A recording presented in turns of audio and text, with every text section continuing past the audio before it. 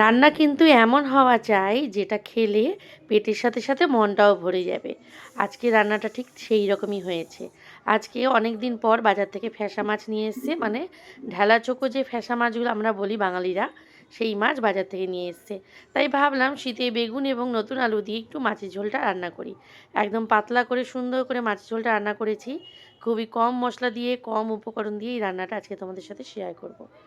আশা করছি তোমাদের ভালো লাগবে। ভিডিওটি শেষ অবধি দেখো। দেখো এখানে আলু কেটে নিয়েছি লম্বা করে, সাথে বেশ অনেকগুলো কাঁচা লঙ্কা চিড়ে নিয়েছি, কয়েকটা গোটা নিয়েছি এবং এখানে বেগুন কেটে নিয়েছি। এবার গ্যাস ধরিয়ে কড়াই বসিয়ে তার মধ্যে সর্ষের তেল গরম হতে বসিয়ে দিয়েছি।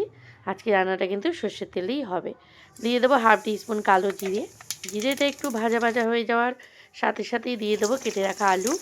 আলুটা 1 মিনিট মতো ভাজবো, খুব বেশি ভাজবো না।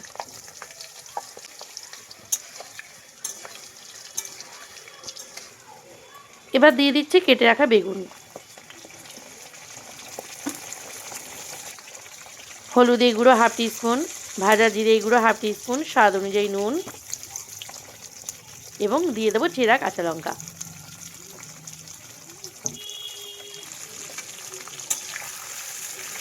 খুব ভালো করে মশলাটা কষিয়ে নেব আলু বেগুনের সাথে।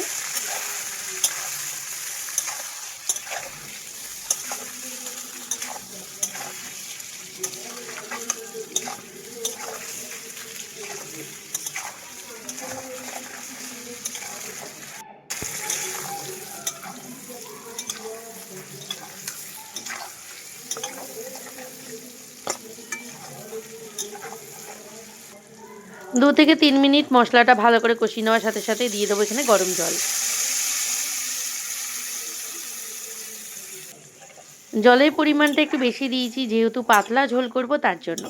এই মাছে কিন্তু মাছের ঝালও খেতে ভালো লাগে এবং পাতলা ঝোলও খেতে ভালো লাগে। এবার দিয়ে দেবো কেটে রাখা মাছগুলো। আর কাঁচা করছি এই কারণে, যেহেতু এই মাছগুলো কিন্তু কাঁচা খেতেই বেশি ভালো লাগে, সুন্দর একটা গন্ধ আসে। অনেকটা ইলিশ মাছের স্বাদও কিন্তু এই মাছের মধ্যে থাকে, তার জন্য কিন্তু কাঁচা করছি। তোমরা কিন্তু চাইলে ভেজেও করতে পারো, কিন্তু আমি বলবো কাঁচা করো, দেখবে বেশি খেতে ভালো লাগবে। 5 মিনিট ঢাকা দিয়ে রাখবো। 5 মিনিট পর ঢাকনাটা সরিয়ে দিচ্ছি।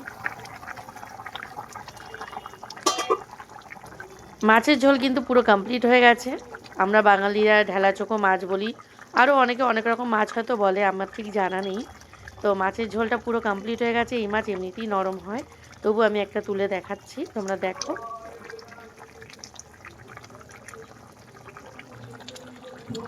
পাতলা একটু ঝাল ঝাল পাতলা ঝোল, খুবই কম মশলা দিয়ে করা হয়েছে।